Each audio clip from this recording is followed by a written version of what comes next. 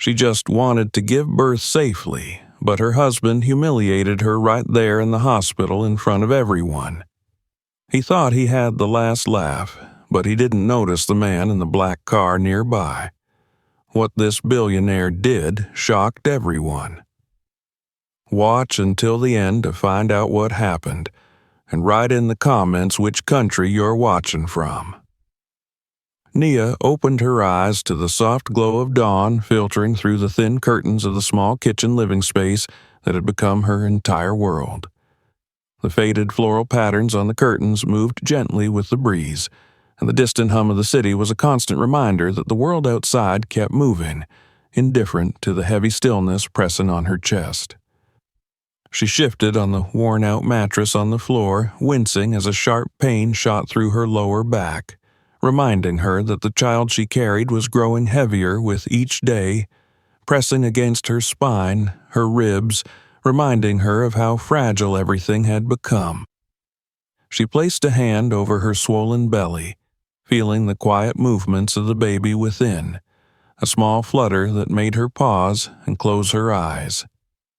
In those brief seconds, she imagined the tiny feet, the small hands curled in soft fists, the life that depended entirely on her now. Her fingers moved in slow circles, comforting herself as much as a child, whispering softly, "You're okay. We're okay." But the words felt like paper in a storm, thin and trembling, because deep down she knew they were far from okay. She struggled to sit up, using her free hand to push herself upright, glancing around the cramped room that smelled of stale air and the faint scent of the leftover rice she had eaten the night before. The small electric fan rattled in the corner, stirring warm air that did little to cool the sheen of sweat on her skin.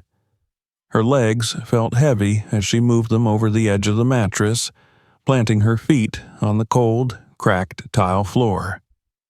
The pain in her back made her pause again, breathing in deeply to steady herself before standing up.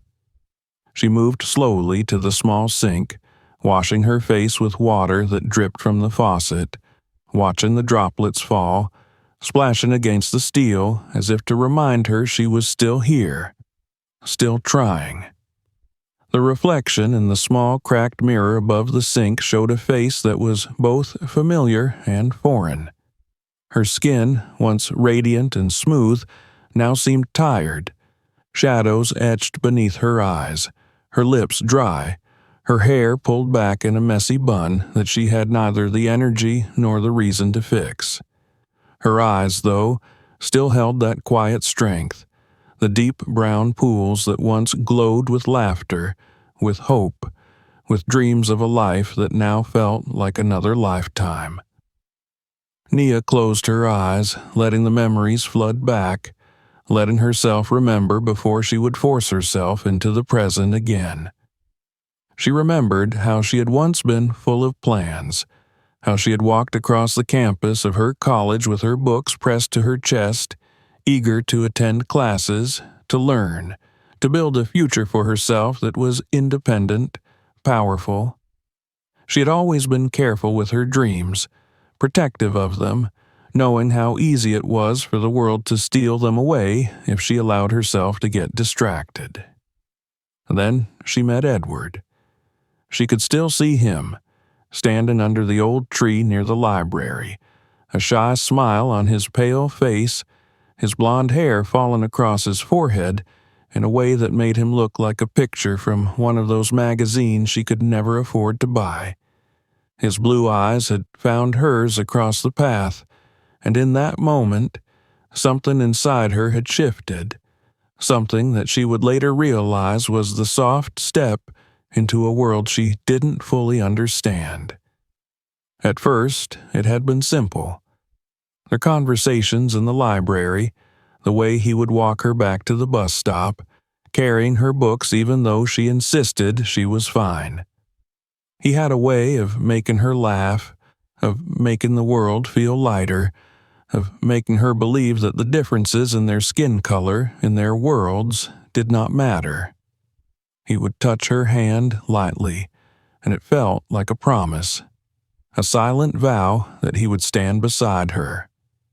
They would share stories of their dreams, his of becoming a consultant, hers of becoming a business owner, of building something that would outlast her struggles. She remembered the day he told her he loved her, how the words felt like warm honey, soothing all the sharp edges that life had carved into her. She believed him. She wanted to believe him more than anything, even when the whispers started, when the stares became too long in the cafeteria, when the subtle comments from his friends turned into pointed jokes about how she was the charity project. She told herself that love was stronger than the color of her skin, stronger than the glares, stronger than the fear that sometimes curled in her chest when she thought about their future. When he asked her to marry him, it was under the small street lamp near the bus stop where they had first shared a kiss. The light flickered above them, and he was holding her hands, trembling as he promised her forever, promising that they would build a life together, that love was enough. She had said yes, tears streaming down her cheeks as she held on to him, believing that love would protect them from the world, from the doubts that sometimes whispered in the quiet moments of the night. They moved into a small apartment, one that his parents refused to visit, one that felt like a hidden world where they could exist without the judgment of those who refused to see them as anything but a scandal. At first, it was laughter and quiet evenings spent watching movies on a cracked laptop, cooking meals together in the tiny kitchen, dancing slowly to music that only they could hear. They would talk about their plans, about the children they would have, about the life they would build, stronger than the world outside. But as the months passed, the laughter began to fade. The pressure of work, the cold comments from his family that he tried to hide, the subtle ways he began to pull away when she reached for his hand in public, the moments when he would flinch if someone looked at them too long on the street. She began to see the cracks forming, but she told herself it was normal, that every couple went through hard times, that love would find its way back to them. Then she found out she was pregnant. She had sat on the edge of the bathtub, the test shaking in her hands, tears falling as a smile broke across her face, a mixture of fear and joy flooding her.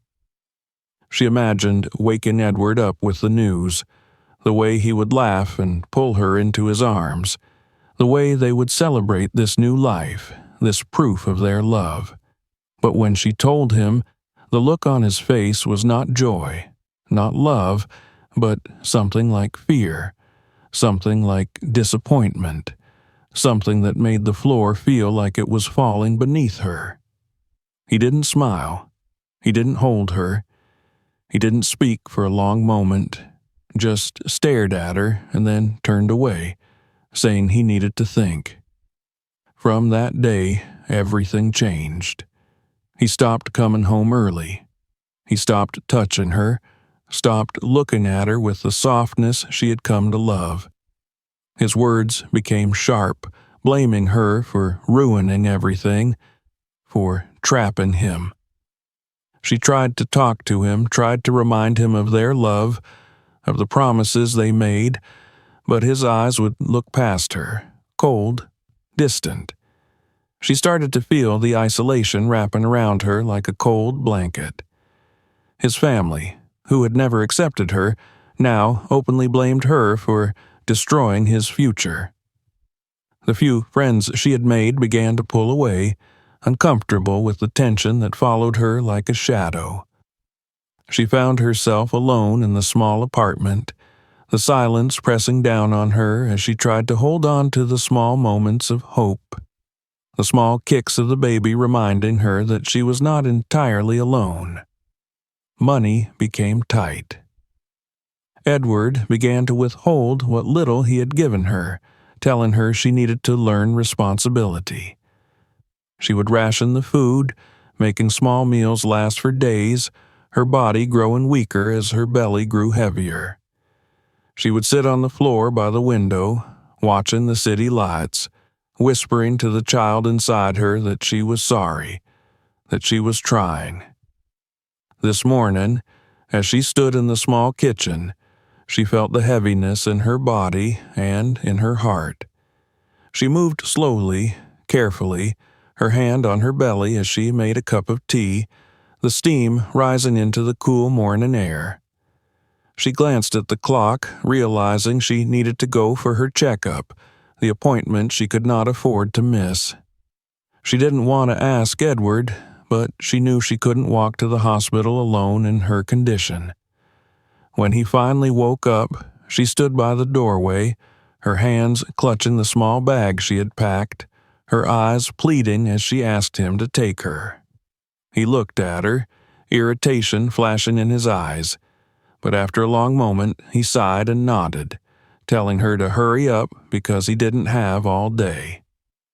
As they left the apartment, Nia held her belly, feeling the baby move, feeling the fear and the hope tangled together in her chest. She tried to remind herself that today could be the day he would remember their love, that seeing her in the hospital would soften his heart again, that somehow the man she loved was still there, buried beneath the coldness, waiting to return. She tried to believe that this was just a hard season, that love would return, that families could heal, that the promises whispered under the flickering street lamp had not been lies. She tried to believe that as they stepped into the old car, as Edward started the engine without looking at her, as the city began to pass by the window, the world blurring with the tears she refused to let fall, because in that moment, holding on to the small hope that remained, she told herself, "This will get better." Even if deep down, in the quiet places of her heart, she feared that the worst was yet to come. The drive to the hospital was silent, except for the faint rumble of the engine and the occasional honk as Edward navigated the busy morning roads. Nia kept her hands folded over her belly, her thumb brushing in small circles as she watched the world blur past the window. Vendors moved between cars selling bottled water and roasted groundnuts, mothers held their children by the roadside, and students in faded uniforms rushed along the pavements with bags that looked heavier than their small frames. She felt disconnected from it all, as if she were watching a life she no longer belonged to, a life she could not reach through the cold glass of the window. Edward's face remained stiff, his jaw tight as he focused on the road ahead, the lines of frustration around his mouth deepening with each stop at the red lights. She glanced at him, hoping to catch a flicker of the warmth he once gave her, the warmth that would pull her back from the edge of fear she stood on daily now. But his eyes stayed forward, the only words leaving his mouth short instructions to move faster, to sit properly, to stop sighing. She closed her eyes and turned away, resting her head lightly against the window, feeling the low hum of the engine travel through her bones. The hospital loomed ahead, a tall gray building with cracked paint and crowded corridors. The parking lot was already full, and Edward's irritation grew as he struggled to find a space, cursing under his breath while maneuvering the car into a narrow spot near the gate. Without waiting, he stepped out, slamming the door so hard the entire car shook, leaving Nia to slowly gather herself, pushing open the door and stepping out with caution, holding her belly as she adjusted to the weight pressing down on her hips. As she followed him toward the entrance, the air smelled of disinfectant mixed with the faint scent of sweat and dust. Mothers with babies tied to their backs waited outside, some sitting on the pavement, others leaning against the walls with eyes filled with exhaustion. Inside, the corridors were a wave of noise, children crying, nurses calling out names, the occasional loud argument as people fought over who was next in line. The benches were overcrowded, and the air felt thick, sticking to Nia's skin as she tried to steady her breathing, pressing a hand against her lower back where a dull ache had begun to settle. Edward moved ahead of her, checking his watch repeatedly, impatience clear in the way he tapped his foot and the way his eyes scanned for a nurse, for someone to take them in quickly so he could leave. Nia struggled to keep up, pausing occasionally to catch her breath, the heaviness of her belly making her movements slow and deliberate. She could feel the eyes of strangers on her, some filled with curiosity, others with pity, and she pulled her scarf tighter around her shoulders, wishing she could disappear into the faded colors of the hospital walls. When they reached the reception, a young nurse with a tired smile asked for her details, and Nia provided them softly, her voice barely rising above the noise around them. The nurse handed over a form, asking for the father's details as well, and Nia turned to Edward, her eyes pleading, hoping that at least here, in this place where their child's life was the priority, he would stand beside her. But Edward's face changed, his eyes narrowing as he looked at the nurse and then at Nia, his lips curling into a sneer that sent a cold wave through her. "Why would I put my name on that?" he asked loudly, his voice cutting through the noise of the corridor, turning heads toward them, pulling eyes and whispers into their space. Nia's mouth opened slightly, confusion and fear mixing in her expression as she tried to step closer to him, her hand reaching out to touch his arm, to calm him, to pull him back from the edge of anger that was beginning to flare in his eyes. But he stepped back, his hands raised as if to ward her off, his voice rising even louder. "Don't touch me.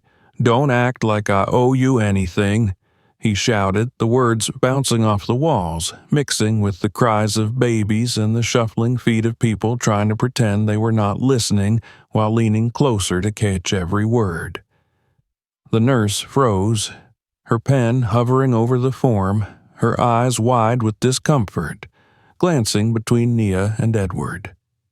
Nia felt her knees weaken, her hand dropping to her side as she looked around, seeing the faces turning toward them, the curiosity shifting into judgment, into pity, into that quiet, sharp sting that came with public shame. She tried to speak, to say something, anything that would calm him, that would pull the attention away from them, that would remind him of the promises they made, the dreams they once shared. "Edward, please," she managed to whisper, her voice trembling, her eyes shining, with tears that she fought to keep from falling. She reached for his hand again, but he pulled it away sharply, stepping back as if her touch burned him. "Don't you dare call me by my name here.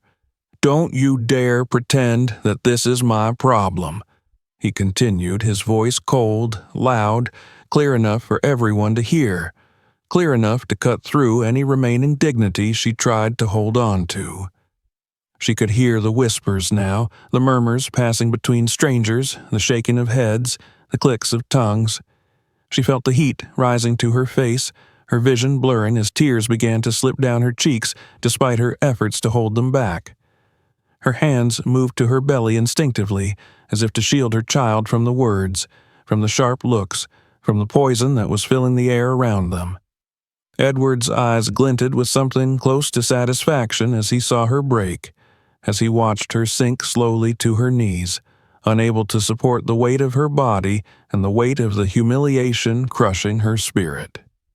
She felt the cold tiles beneath her, the roughness pressing against her skin as she clung to herself, rocking slightly as a sob escaped her lips. He took a step back, raising his voice one last time, declaring to the watching crowd, "This woman is not my wife. That child is not mine. I don't know her. Let her carry her shame alone." And then he turned and walked away, his shoes clicking sharply on the floor as the crowd parted to let him pass, their eyes following him, some with disbelief, others with quiet nods as if confirming what they already suspected. The noise in the corridor seemed to fade into a dull hum, the world narrowing to the sound of her own breathing, ragged and painful, and the soft, fluttering movements of the child inside her, the only reminder that she was still alive, that she still had something worth holding on to. Nia pressed her hand over her mouth, trying to stifle the sobs that shook her body, her shoulders trembling as she curled in on herself, feeling the cold seep into her bones, feeling the shame seep into her spirit. The nurse moved closer, hesitating, unsure if she should help, unsure if it was her place to comfort a woman abandoned in front of the world.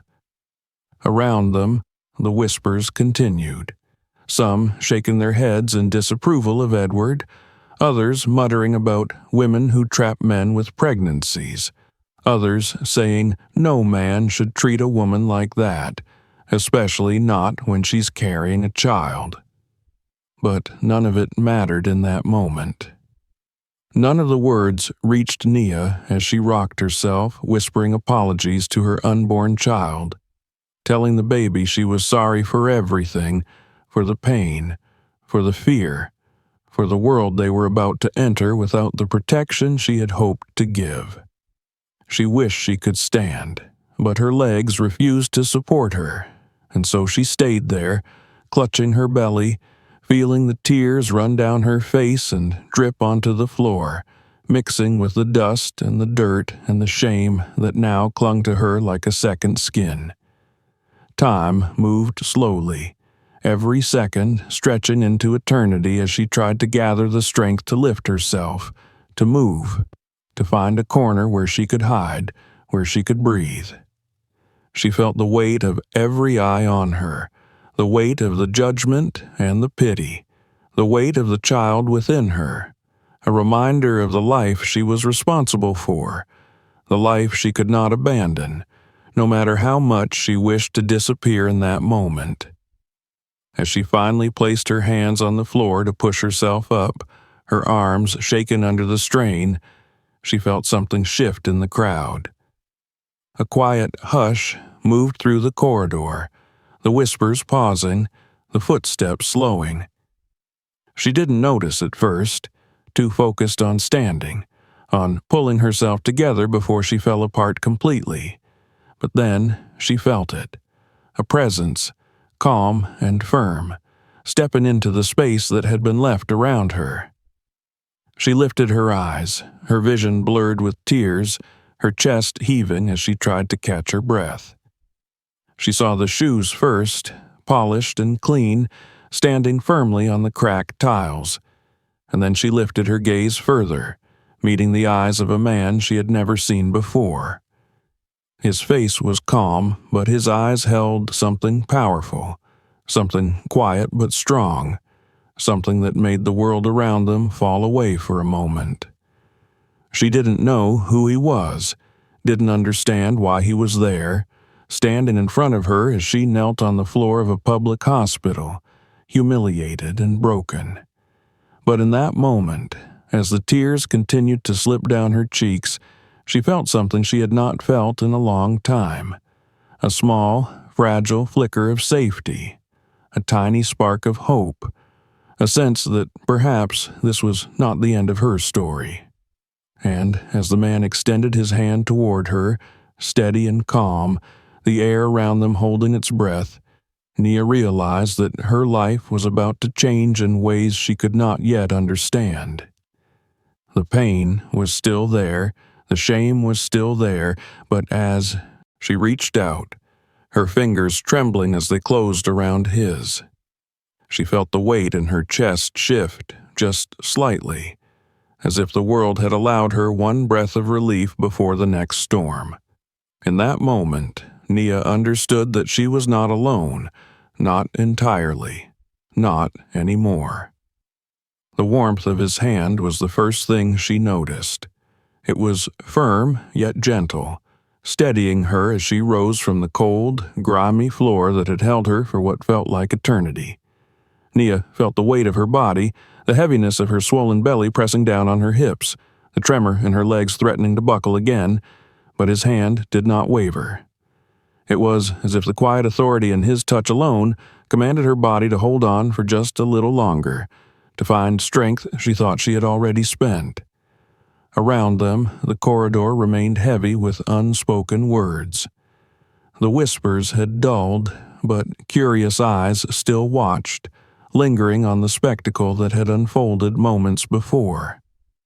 Some faces turned away, embarrassed to have witnessed the humiliation, while others watched with the keen hunger of those who thrived on the pain of others. Nia kept her eyes down, her lashes wet with tears, her breath trembling as she focused on remaining upright, gripping the stranger's hand, fearing that if she let go she might fall again, into the darkness that had swallowed her life piece by piece. He did not speak immediately, and for that she was grateful. His silence was not heavy, nor was it filled with judgment. It felt like a blanket, warm, calm, and present, allowing her to find her breath, to wipe the tears from her cheeks with the back of her trembling hand, to gather the broken pieces of her dignity that still lay scattered on the floor. When she dared to lift her gaze, she saw him watching her, his eyes a calm gray, like a storm waiting on the horizon, powerful but restrained. Nia did not know his name, did not know why he had stopped for her, why a man dressed in clothes so clean, with shoes polished to perfection, would even pause in the chaos of this place for someone like her, someone discarded, humiliated, abandoned. But in those eyes, she did not see pity. She saw something she could not quite name, something that made her feel as though, for the first time in a long while, she was seen, truly seen, not as a burden, not as a mistake, but as a person who mattered. The weight of the moment was interrupted by the sound of his low voice, soft but carrying, cutting through the tension that still hung between them. He asked if she could walk, and she managed a small nod, though the pain in her back and the throbbing in her legs told her otherwise. Still, she tried, taking a small step, and then another, her hand still in his, using his strength to guide her as they moved through the corridor, past the eyes that followed them, past the nurses who stepped aside, unsure of who this man was, but sensing enough not to question his presence. Outside, the air was sharp and heavy, filled with the scent of dust and fuel as cars pulled in and out of the crowded parking lot. The sun had risen higher now, casting harsh light on the cracked pavement, on the mothers sitting with their babies wrapped in faded blankets, on the vendors shouting prices for water and bread, on the tired security guards who nodded respectfully as the man led her forward. She could feel the sweat on her neck, the heaviness of the heat pressing against her already tired body, but the hand that held hers remained steady, guiding her toward a black Range Rover parked under the sparse shade of a wilting tree.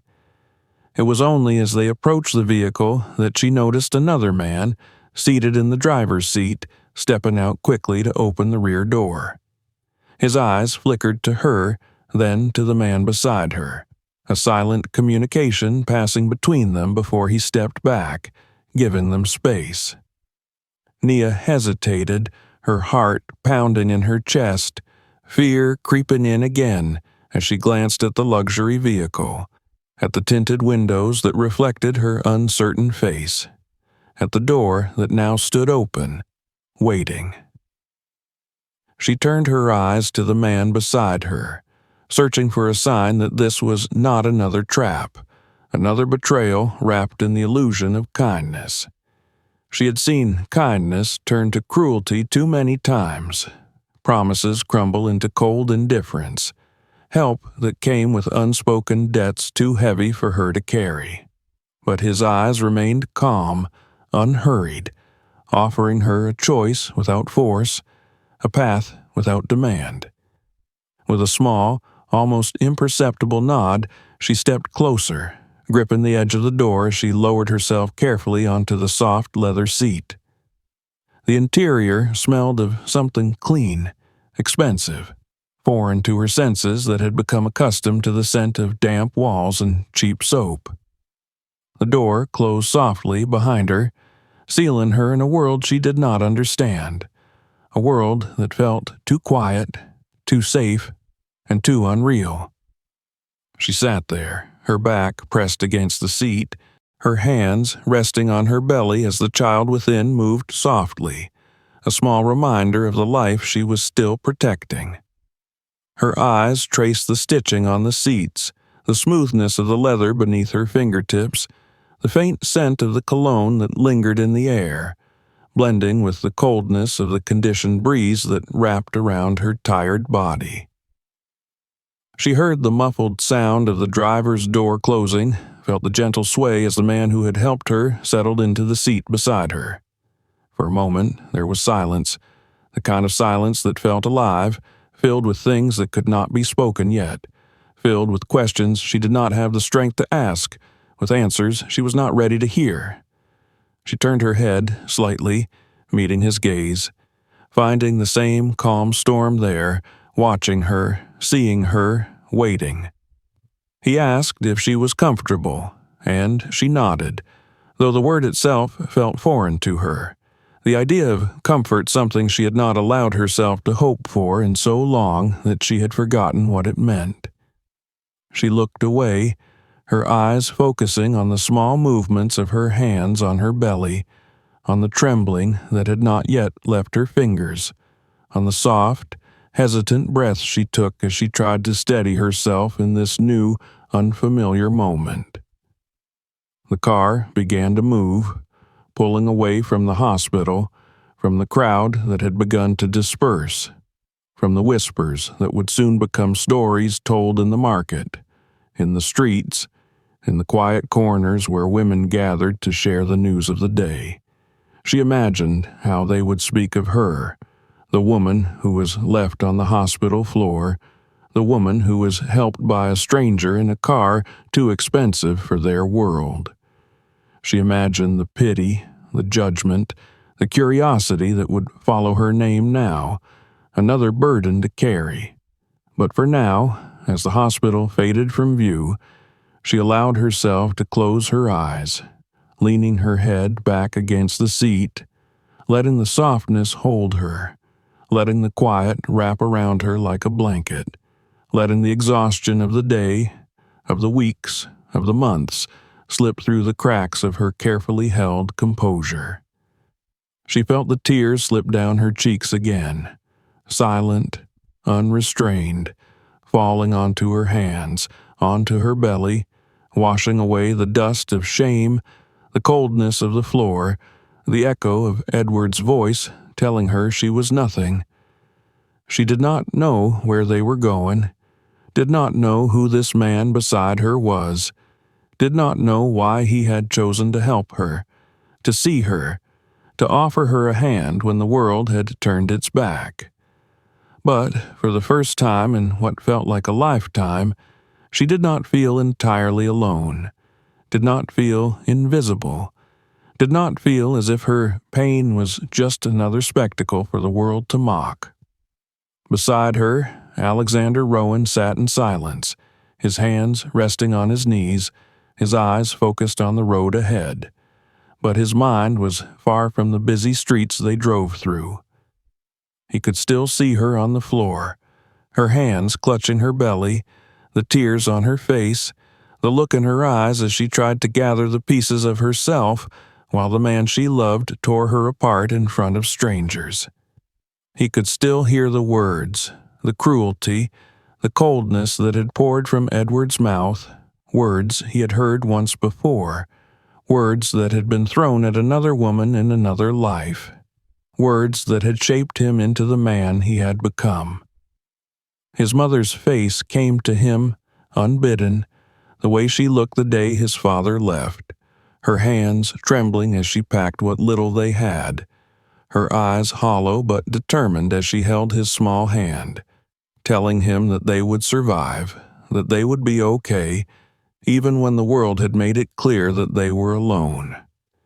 He remembered the nights they had gone to bed hungry, the days she had worked herself to exhaustion, the way she had held him close, whispering prayers into his hair, prayers that he had carried with him into every boardroom, into every negotiation, into every moment where he fought to prove that he was not the nothing his father had said they were. He had promised himself that if he ever saw another woman in that position, if he ever saw another child facing the same abandonment, he would not stand by. He would not be another silent witness to the cruelty of a world that discarded women when they became inconvenient, that turned its back on them when they were most vulnerable.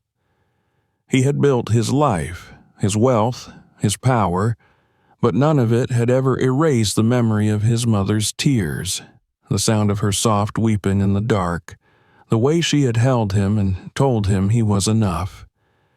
And now, as he glanced at Nia, her eyes closed, her face streaked with the drying tracks of tears, he felt that promise awaken within him once more, stronger, clearer, demanding action. He did not know her story yet, did not know the depths of the pain she carried, but he knew enough. He had seen enough. He would not allow her to be discarded, to be left to drown in a sea of judgment and shame, to be another silent victim in a world that thrived on the suffering of the vulnerable. The car moved steadily through the streets, away from the hospital, away from the whispers, away from the man who had turned his back on the family he had created. Inside the vehicle, the air hummed softly with the sound of the engine, the cool breeze of the air conditioning, the quiet breaths of a woman who had fought to remain standing, who had fought to protect the life within her, even as her own spirit was battered.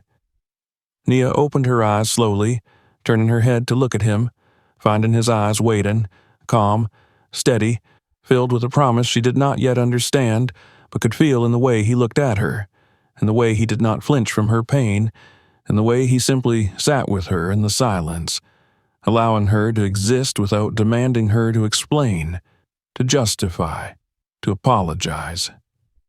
For the first time in a long while, as the city passed them by, as the future remained uncertain, Nia felt something she had thought she had lost forever. She felt seen. She felt human. She felt the faint, trembling echo of hope. The car rolled through the restless streets, the city pulsing with the sounds of engines, the distant cries of street vendors calling out their prices, the hurried footsteps of people weaving through traffic, each carrying the burdens of their day.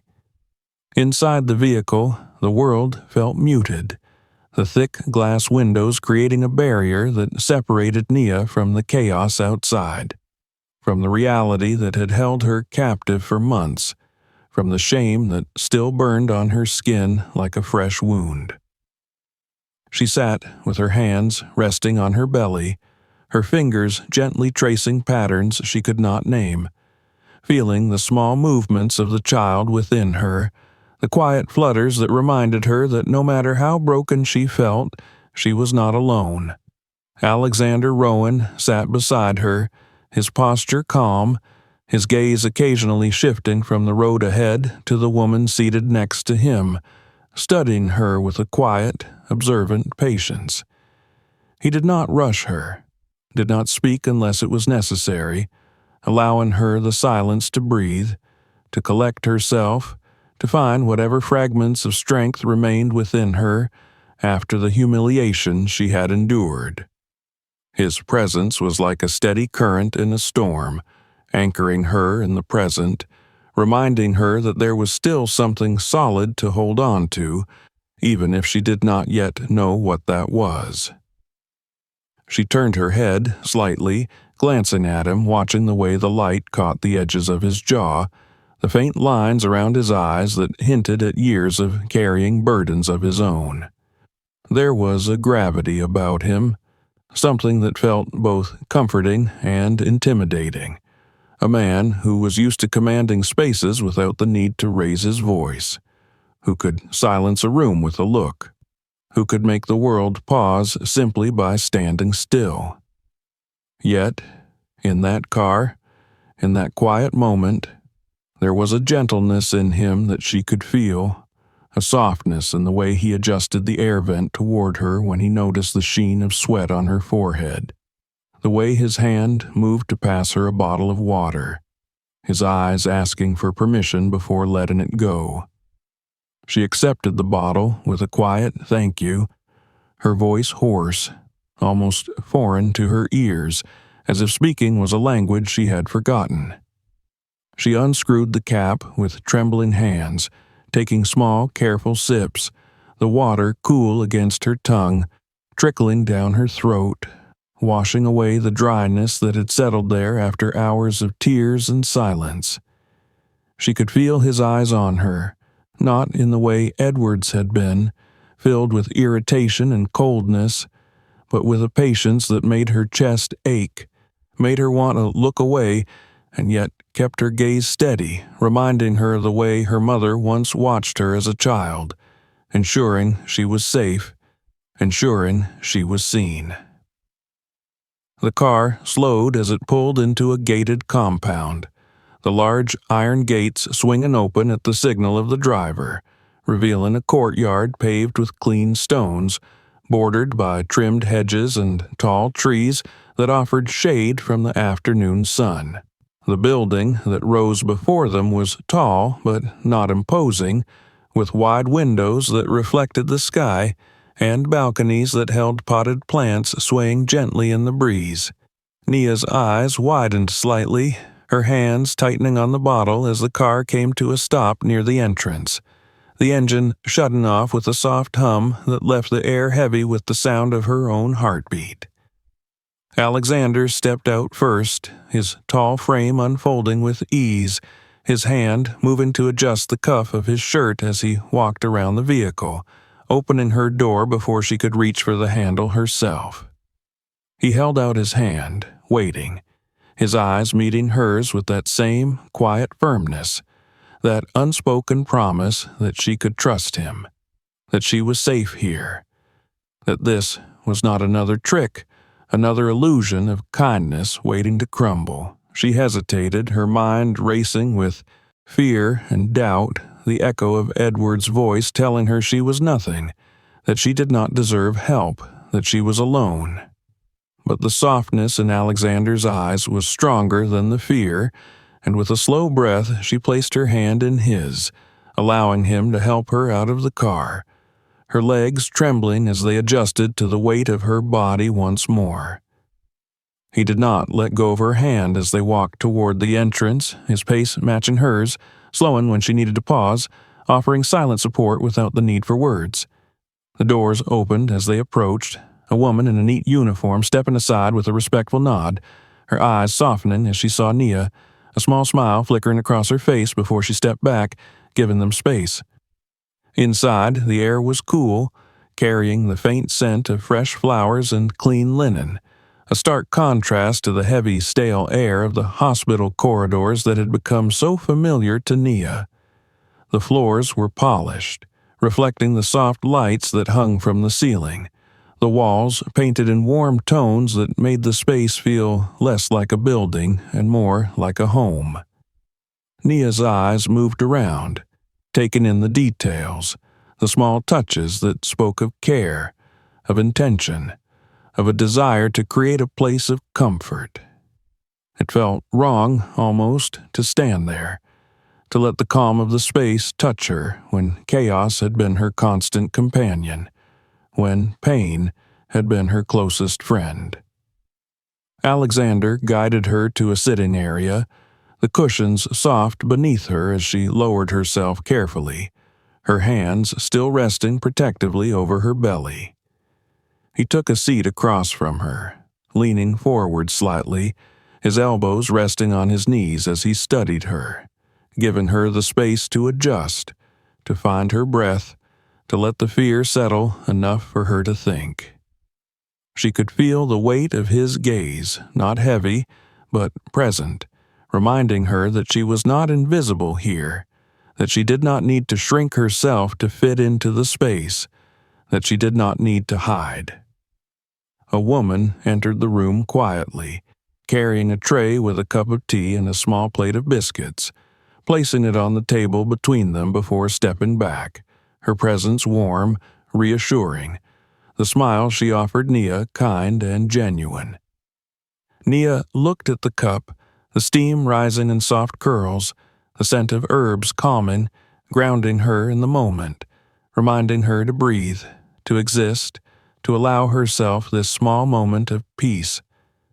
Her fingers wrapped around the cup, the warmth seeping into her skin, pulling a soft sigh from her lips as she lifted it to take a sip, the taste soothing against the dryness of her mouth. Alexander waited, allowing her to drink, to eat a small piece of the biscuit, to let her body settle before he spoke, his voice low, calm, carrying a weight that made her look up, meeting his eyes once more. He told her that she was safe here, that she did not need to fear, that she would not be forced to do anything she did not want to do, that she would be given time to rest, to heal, to find herself again.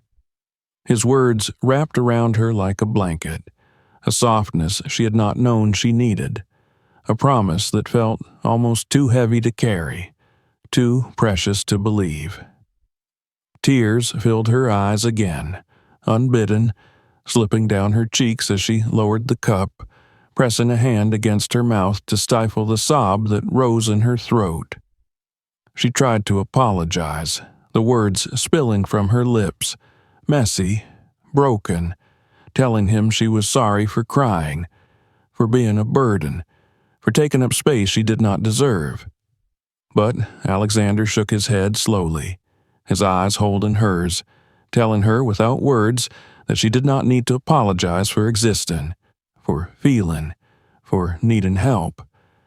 For the first time in months, Nia allowed herself to cry, to let the tears fall freely, to let the sobs shake her body as she gripped the edge of the cushion, her shoulders trembling as the pain she had held inside broke free. She cried for the dreams that had shattered, for the love that had turned into coldness, for the child she was fighting to protect in a world that had turned its back on her. She cried for the moments she had sat alone in the dark, whispering to the life within her that she was sorry, that she was trying, that she was failing. And as she cried, Alexander remained there, silent, present, allowing her to feel without shame, to grieve without judgment, to release the weight she had carried alone for too long. When the tears finally slowed, when her breaths came in soft, shaky gasps, she lifted her eyes, finding his waiting, calm, steady, reminding her that she was not alone anymore. He asked her then, gently, if she would tell him her story, if she would allow him to understand, to help, to stand beside her in whatever way she needed. She hesitated, fear rising again, the instinct to protect herself, to keep her pain hidden, to guard the small, fragile pieces of herself that remained. But the warmth in his eyes, the patience in his silence, the way he had lifted her from the floor without a word of judgment, without a demand for gratitude, made her want to trust, to believe that this was different. With a trembling breath, she began to speak, her voice quiet, her words halting, as she told him about Edward, about the love that had turned into something sharp, something that cut her every day, about the family that had never accepted her, about the nights she spent alone, hungry, afraid, whispering prayers to a God she was no longer sure was listening. She told him about the hospital, about the floor, about the eyes that had watched her, about the words that had been thrown at her, tearing apart the last pieces of dignity she had tried to hold on to. As she spoke, Alexander listened, his eyes never leaving hers, his silence holding her words with care, allowing her to release them without fear, without the weight of shame pressing down on her shoulders. She spoke until her voice grew hoarse, until her tears dried on her cheeks, until the words ran out, leaving her empty, spent, but lighter, as if the telling itself had lifted a burden she had not known she could share. In the quiet that followed, Alexander leaned back, exhaling softly, his eyes reflecting the weight of the story she had shared, the promise of action flickering there, quiet but certain. He told her then, his voice steady, that she was no longer alone, that he would help her, that he would ensure she and her child would be safe, that she would be given the chance to rebuild, to find her strength again, to create a life for herself and for the child she carried, free from fear, free from the chains that had held her. Nia's eyes filled with tears once more, but this time they were different. They were tears of relief, of gratitude, of the small, trembling hope that maybe, just maybe, she was not as powerless as she had believed, that maybe there was a future for her and her child, a future worth fighting for. And in that moment, as the light outside began to soften into the hues of the evening, painting the room in shades of gold and rose, Nia allowed herself to believe, if only for a moment, that she was safe, that she was seen, that she was not alone. The hush of the apartment enveloped Nia as the day slowly melted into evening, painting the room in a soft glow that made the walls appear warmer, the air gentler. She sat on the cushioned chair by the wide window, her hands absently stroking the curve of her belly, feeling the gentle thumps of the child within, each small kick reminding her that life continued, that she had something worth holding on to. The city outside was alive, the lights from distant buildings flickering like restless fireflies against the darkening sky, cars moving along the roads in a quiet, steady stream that pulsed with the rhythm of a world that paid little attention to the private sorrows of those living within it. Inside, the silence was comforting, a soft space where she could hear her own thoughts, where her breath seemed to echo with a softness she had never allowed herself to notice before. The scent of the herbal tea she had been sipping still lingered in the air, mingling with the faint perfume of the flowers placed in a vase on the table nearby. The nurse, who had introduced herself as Lara, moved quietly through the apartment, ensuring the medicines were in place, checking the supplies, moving with a practiced calm that reassured Nia more than any words could have. There was no rush, no harshness in her movements, only the gentle efficiency of someone accustomed to caring for others with dignity and respect. Alexander had stepped out briefly to take a call, leaving the room in that quiet stillness that Nia had come to associate with him. Even his absence felt different from the silences she had endured in the apartment with Edward, silences filled with unspoken resentments, with anger that hovered in the air like a storm waiting to break. Here, the silence felt like space, a place where she could breathe without fear, where she could think without the sharp edges of accusations and blame. She closed her eyes for a moment, letting her head rest against the back of the chair, feeling the warmth of the setting sun against her skin, allowing herself to sink into the moment without guilt. When Alexander returned, the room did not change in its calm, but Nia felt the shift, the way his presence settled around them, steady, grounding, quiet but powerful. He took a seat across from her, not too close to intrude, but not so far as to feel distant, his eyes meeting hers with that steady patience she was still learning to understand. He did not speak immediately, allowing her the space to adjust to his return, to gather her thoughts, to prepare herself for whatever conversation lay ahead. For a while, they simply sat in the fading light, the sounds of the city outside a gentle hum in the background. Nia's fingers traced slow patterns over her belly, her mind turning over the stories she had told him earlier, the way the words had spilled from her like a dam breaking, the way she had felt both relief and fear in sharing the parts of her life she had hidden even from herself. She wondered if he saw her differently now, if the truth she had shared would change the way he looked at her, if the shame that clung to her would overshadow the quiet dignity she was trying to reclaim.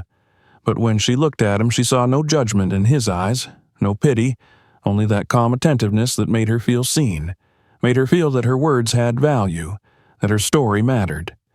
He asked if she was ready to continue, his voice soft, giving her the choice, giving her control in a way that felt foreign and comforting all at once. She nodded, taking a breath, letting it out slowly as she gathered her courage as she prepared to peel back the layers she had kept hidden, to share the parts of herself that had been silenced for too long. She began to speak, her voice quiet but steady, telling him about the early days with Edward, about the promises he had made, about the laughter they had shared, about the dreams they had built together in whispered conversations late at night. She told him about the small apartment they had moved into, about the way they had held each other as they planned for a future she had believed in with all her heart. She described the moments of tenderness, the gestures of love that had made her believe they could weather any storm, that the differences in their worlds would not matter, that love was enough to bridge the gap between their lives. But as she spoke, the softness in her voice shifted, the edges growing sharper as she described the changes that had come with the pregnancy, the way Edward's smiles had faded, replaced by cold silences and sharp words that cut her deeper than any physical wound could have. She told Alexander about the nights she had spent alone, waiting for Edward to return, listening to the sounds of the city as the hours passed, the fear growing in her chest with each minute that ticked by, wondering if he would come home angry, if he would come home at all. She described the way Edward had begun to withdraw, how he had stopped touching her, how he had looked at her with eyes that were cold, accusing, filled with a resentment she could not understand.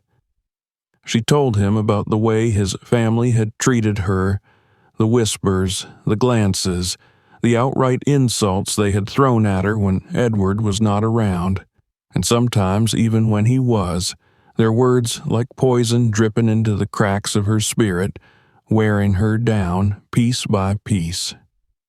Her voice broke when she spoke of the day he had left her at the hospital, the way he had shouted, the way he had declared she was nothing to him, the way he had abandoned her on the cold, dirty floor while strangers watched, while she clutched her belly, whispering apologies to the child she was trying so desperately to protect.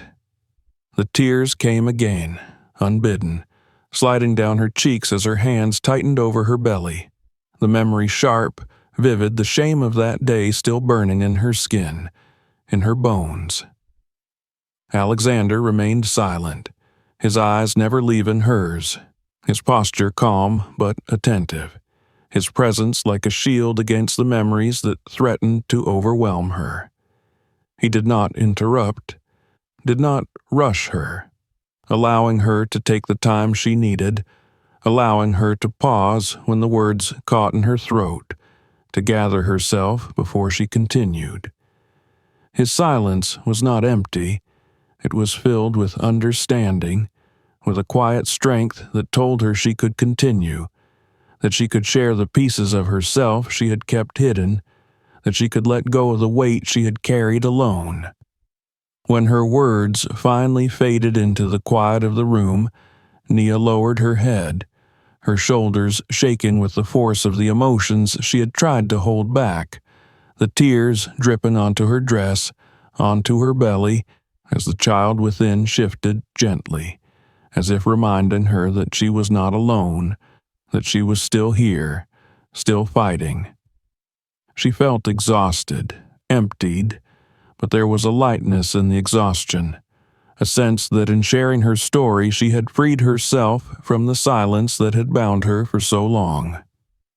Alexander leaned back slightly, exhaling a breath that seemed to carry the weight of what she had shared, his eyes reflecting a quiet resolve that made her lift her gaze to meet his once more.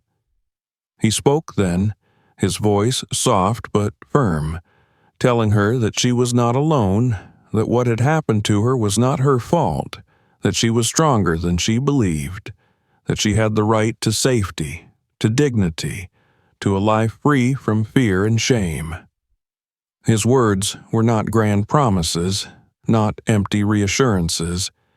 They were steady, grounded, carrying a conviction that made her believe them, that made her believe in herself, if only for that moment. He told her that he would help her, that she would have the medical care she needed, that she would have a safe place to stay, that she would not have to return to the fear and isolation she had endured. He told her that her child would be born into a place of safety, into a world where they would be protected, where they would have the chance to build a life free from the shadows of the past. His words wrapped around her like a promise, a lifeline she had not known she needed, a promise that felt real, solid, something she could hold on to as she stepped into the uncertain future. The evening light had faded completely now, the room illuminated by the soft glow of the lamps, casting warm shadows that made the space feel intimate, safe. Nia wiped the tears from her cheeks, her breaths coming easier now, her shoulders relaxing as the tension she had carried for so long began to ease, as the fear that had been her constant companion began to loosen its grip on her spirit. She thanked him, her voice quiet, sincere, her eyes meeting his with a gratitude that was too deep for words, a gratitude that was felt in the way she exhaled softly, in the way her hands rested on her belly with a gentleness that spoke of hope, of a future she was beginning to allow herself to imagine. Alexander nodded, his own expression softening, a small, genuine smile crossing his lips as he told her she did not need to thank him, that helping her was not charity, but justice, that standing by her was not a burden, but a responsibility he was willing to carry. In that quiet room, with the city alive outside the windows, with the soft hum of the air and the warmth of the lamps casting gentle shadows, Nia felt a shift within her, a quiet strength awakening, a hope that was fragile but real, a sense that she was stepping into a new chapter of her life, a chapter where she was not defined by the pain of the past, but by the strength she had found within herself, by the promise of a future she was beginning to believe she deserved. And as she closed her eyes, letting the calm of the moment wash over her, feeling the small movements of the child within her, she whispered softly, a promise to herself, to her child, and to the life that lay ahead, "We will be okay." Morning light crept into the apartment quietly, casting pale gold across the soft cream walls and illuminating the calm, ordered space that had become a quiet sanctuary for Nia. She woke slowly, her body adjusting to the day with the familiar stiffness that came with carrying the life inside her, her hand moving automatically to rest on her belly as she felt the small, comforting movements that told her she was not alone. The sheets beneath her were clean and smelled of lavender, the air cool from the night breeze that had drifted in through the cracked window, stirring the thin curtains and carrying the sounds of the waking city into the room. For a moment, she allowed herself to lie there, eyes half closed, simply breathing, feeling the heaviness of her body pressed into the mattress and the warmth of the morning sun brushing against her skin. The past few days had moved with a gentle rhythm she had almost forgotten existed, each moment building on the last, small, steady steps towards something she had not allowed herself to believe in for so long: safety. Lara, the nurse, arrived each morning with a quiet efficiency, checking her vitals, preparing meals that were simple but warm and filling, reminding her gently to rest, to drink water, to take slow walks on the small balcony that overlooked the tree-lined courtyard. These small routines became anchors, each task a reminder that she was allowed to exist in a space free from fear, that she could care for herself, that she could care for the child within her without the weight of judgment pressing on her every breath. Alexander visited each day, arriving with the calm presence that had come to define him in her mind, bringing with him not only the necessities she needed, but the sense that her existence was seen, that her struggles were acknowledged without pity, without the heavy silence that so often followed confessions of pain. They spoke sometimes, quietly, about practical matters, about her health, about the baby, about the steps she would need to take to prepare for the birth. Other times they sat in silence, the air filled with the soft hum of the city outside, the distant sound of birds in the trees, the quiet movement of Lara in the kitchen preparing tea or arranging fresh flowers in the small vases placed around the room. In these moments, Nia began to feel the return of something she thought she had lost forever: herself. It was a slow return, a hesitant unfolding, like the gentle opening of a flower after a harsh winter, each petal testing the warmth of the sun before unfurling fully. She found herself noticing the way the light moved across the walls throughout the day, the patterns it created, the way the air felt cool in the mornings and warm in the afternoons. She began to hear the laughter of children playing in the courtyard, below the soft murmurs of neighbors greeting each other, the occasional bark of a dog chasing after a ball, and she realized she was listening, truly listening, allowing the world back into her senses, allowing herself to feel connected to something beyond her own fear. One afternoon, as the light turned golden and the air took on the soft hush of evening, Alexander arrived with a gentle knock on the door. Lara opened it with a warm smile, stepping aside as he entered carrying a small box in his hands, the edges wrapped neatly with a soft blue ribbon that fluttered slightly as he moved. Nia, seated by the window with her feet propped on a small stool, looked up as he approached, her eyes reflecting the curiosity she felt, a small smile touching her lips despite the nervous flutter that still lived in her chest whenever she found herself the center of attention. He greeted her softly, asking how she felt, if she had managed to rest, if the baby had been active that day. She answered with quiet honesty, telling him of the small pains that came and went, of the moments of discomfort that made her pause in her movements, of the way the baby seemed to respond to the sound of her voice when she spoke softly, singing the lullabies her mother once sang to her in the soft darkness of their small home. He listened, nodding, his eyes warm and attentive, his presence steady in a way that made her feel seen, made her feel as if her words held weight, as if her experience mattered beyond the confines of her own body. When she paused, he lifted the box slightly, explaining that it was a small gift, something he hoped would bring her comfort, something she could use for herself and for the baby in the days ahead. She hesitated for a moment, the instinct to refuse rising quickly, the old fear that nothing came without a price whispering in the back of her mind. But his expression remained gentle, patient, allowing her to reach for the box in her own time.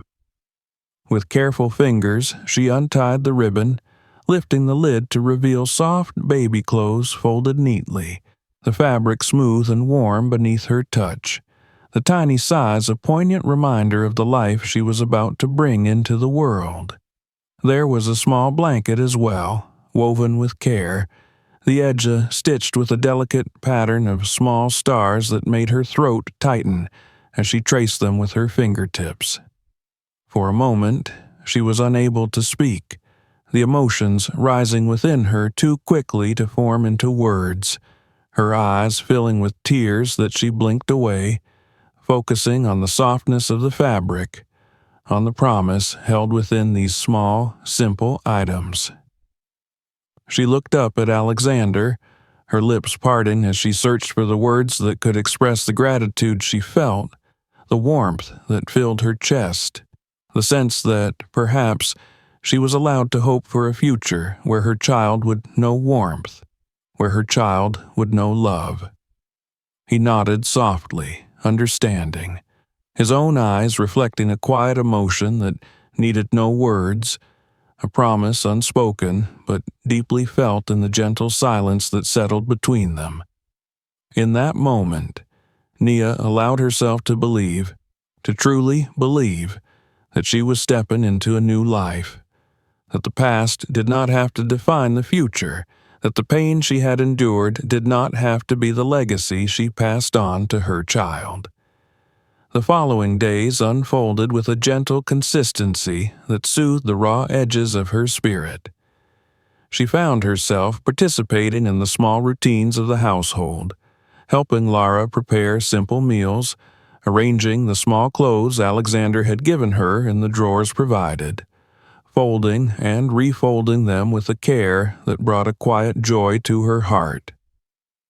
She allowed herself to walk slowly around the small courtyard in the mornings, feeling the warmth of the sun on her skin, the gentle breeze lifting the edges of her dress as she moved, her hand resting on her belly as she whispered softly to the child within, telling them of the world they would soon enter, of the love she would give them, of the safety she would fight to provide. Alexander continued to visit, bringing with him small necessities, checking in on her health, speaking with the doctor who came to examine her, ensuring that every aspect of her care was handled with dignity and attention. They began to speak more, not only of practical matters, but of small stories from their lives, of the foods they loved, of the small moments that had brought them joy in childhood, of the dreams they had once held close to their hearts. Nia found herself laughing softly at his gentle humor, the sound strange and beautiful to her ears, a reminder that laughter was still possible, that joy could still exist within the spaces once occupied by fear. One evening, as they sat on the balcony watching the sky shift from blue to shades of orange and pink, Alexander shared with her a small piece of his own past, his voice quiet as he spoke of his mother, of the struggles they had faced, of the nights they had spent hungry, of the strength she had shown in the face of a world that had tried to break her. Nia listened, her eyes reflecting the understanding that came from shared pain, from the knowledge of what it meant to stand in the shadows and still find the strength to move forward. She realized in that moment that his kindness was not born of pity, but of understanding, of a promise he had made to himself long ago, a promise to help those who stood where he once stood, to extend the hand he had wished for in his own darkest hours. As the days passed, Nia began to feel a quiet strength returning to her body, to her spirit, a slow but steady reclaiming of the parts of herself she had lost in the chaos of fear and pain. She began to prepare for the birth, attending small prenatal classes that Lara arranged within the apartment, practicing the breathing exercises, learning about the stages of labor, about the small ways she could prepare herself and the space around her for the arrival of her child. These moments, filled with gentle guidance and soft encouragement, became pillars of hope, reminders that she was capable, that she was not alone, that she could bring her child into a world that was ready to welcome them with warmth and care. On a quiet afternoon, as the rain fell softly outside, tapping against the windows in a soothing rhythm, Nia sat by the window, holding the small blanket Alexander had given her, feeling the softness against her skin, imagining the day she would wrap her child in its warmth, imagining the small face, the tiny hands, the soft breaths of the life she was bringing into the world.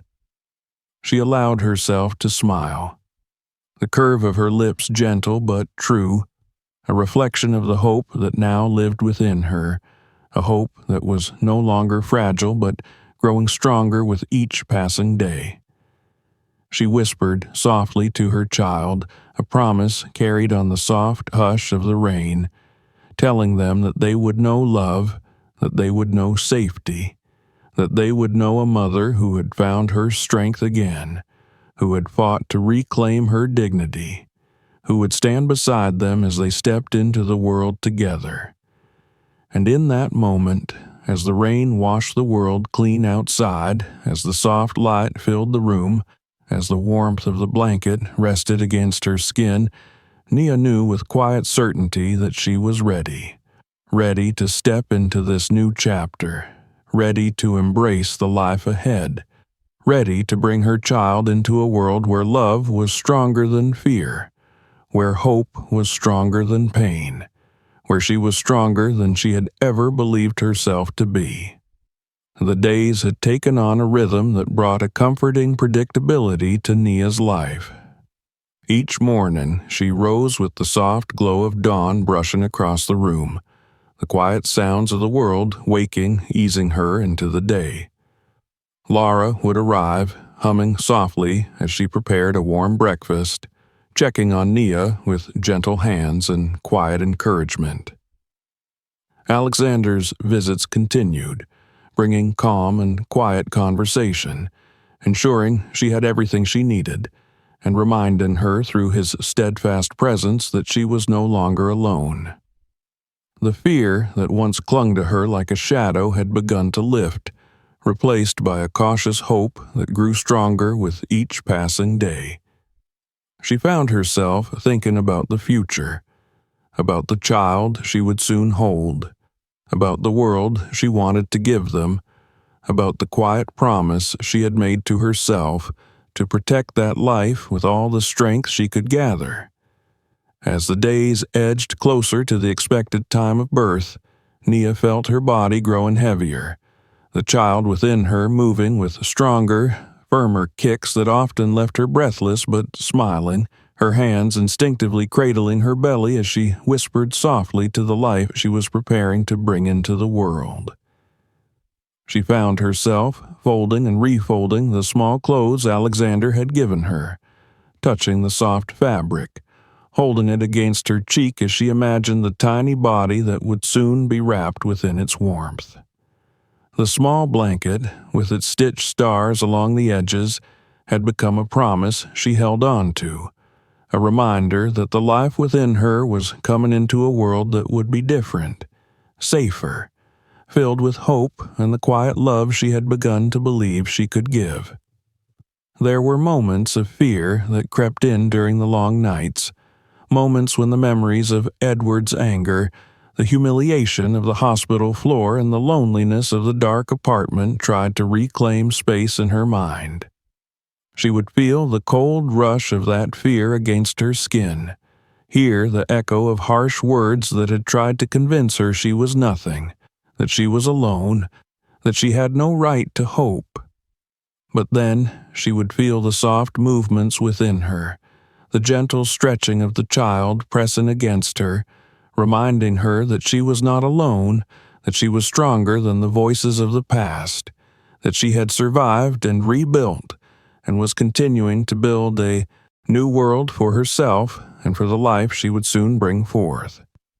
One evening, as the sky outside shifted from blue to the warm hues of sunset, painting the room in gold and amber, Nia stood on the small balcony, breathing in the fresh air, watching the leaves of the trees move gently in the breeze. She felt a sudden tightness in her belly, a deep, rolling pressure that made her pause, gripping the railing as she closed her eyes, focusing on her breath, on the strength within her body, on the promise she had made.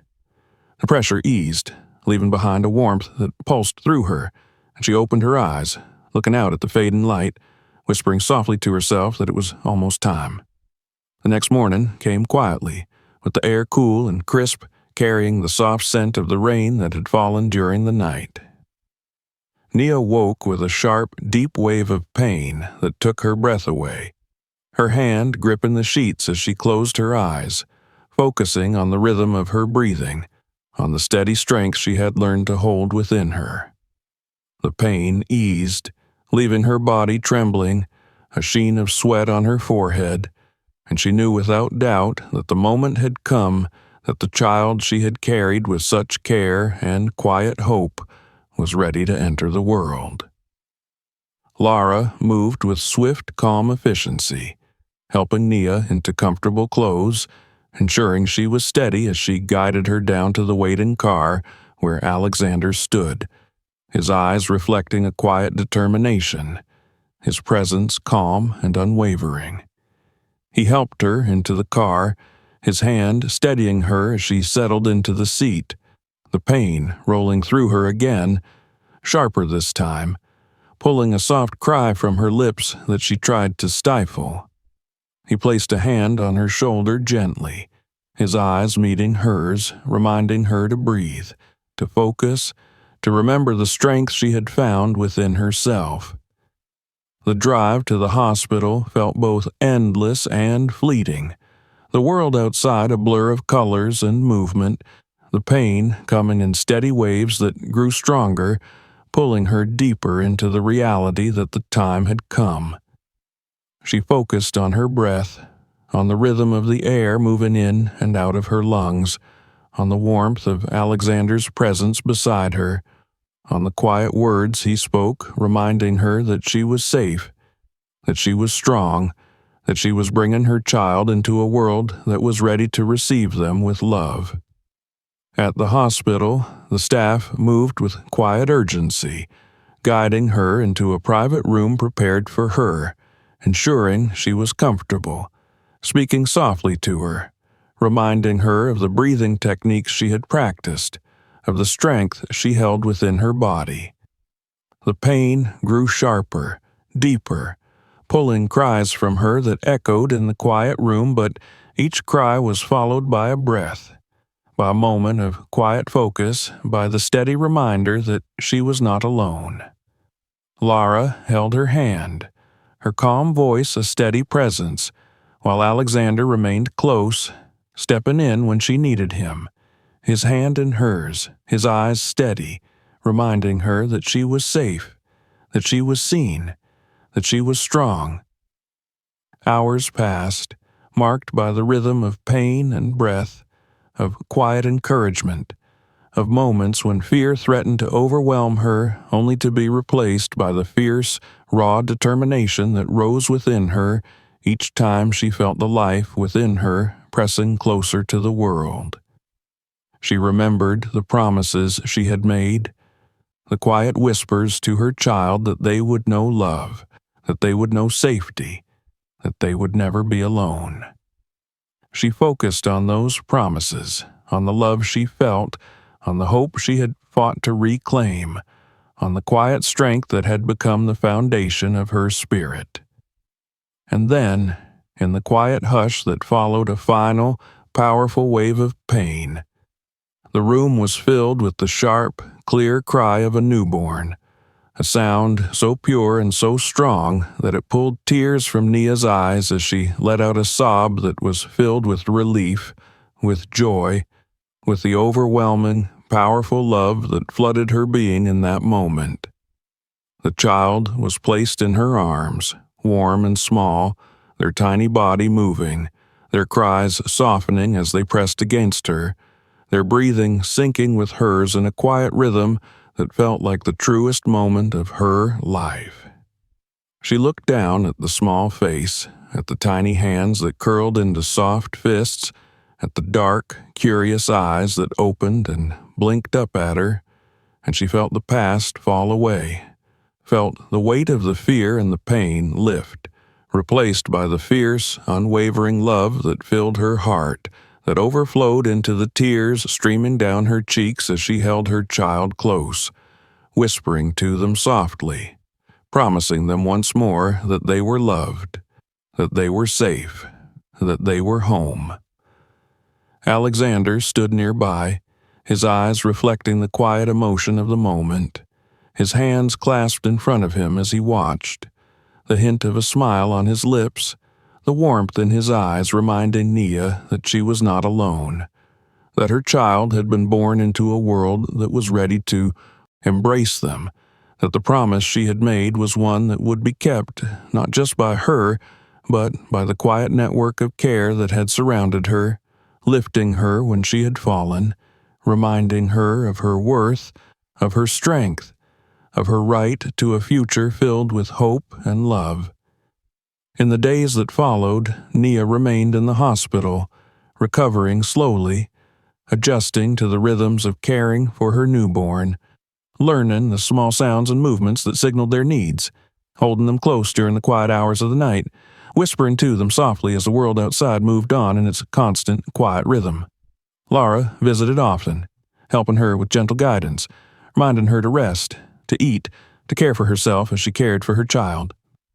Alexander visited too, his presence a quiet reassurance, bringing small necessities, ensuring that she had everything she needed, reminding her each time he visited that she was not alone, that her strength was seen, that her journey was valued. When it was time to leave the hospital, the world outside felt new, the air fresh against her skin, the light brighter, the sounds sharper as she stepped out, her child held close in her arms, wrapped in the soft blanket with the small stars stitched along the edges, a promise fulfilled, a hope made real. The car ride back to the apartment was quiet, the child sleeping softly against her, their breaths warm against her skin, their small body a constant, comforting weight that reminded her with each breath that she had fought for this, that she had reclaimed her life, that she had stepped into a new dawn. As they arrived back at the apartment, the quiet space felt warmer, more alive, filled with the promise of the life ahead.